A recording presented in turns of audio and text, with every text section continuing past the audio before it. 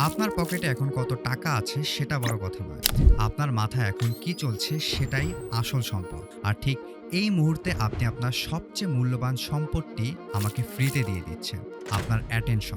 Facebook, YouTube বা TikTok এরা কি ফ্রিতে সার্ভিস দিচ্ছে? একদম না।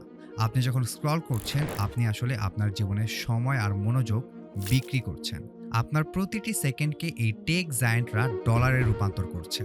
তারা হচ্ছে কোটিপতি আর আপনি হচ্ছেন নিঃস্ব। খেয়াল করেছেন আপনি যখন কোনো অ্যাপ বন্ধ করতে চান, ঠিক তখনই আপনার পছন্দের ভিডিওটা আপনার সামনে চলে আসে। এটা কোনো কাকতালীয় ব্যাপার নয়। হাজার, হাজার ইঞ্জিনিয়ার আপনার ব্রেনে ডোপামিন লেভেল নিয়ে খেলছে, যাতে আপনি ফোনটা রাখতে না পারেন। আপনি তাদের জন্য কোনো ইউজার নন। আপনি তাদের জন্য একটা প্রোডাক্ট। একবার ভেবে দেখুন তো, গত ১ ঘন্টায় যা স্ক্রল করলেন, তা কি আপনার লাইফে ৳১ কোনো ভ্যালু যোগ করেছে? উত্তরটা আপনিও খুব ভালো করে জানেন। আপনি অন্যদের স্বপ্ন পূরণ করতে গিয়ে নিজের সময় নষ্ট করছেন।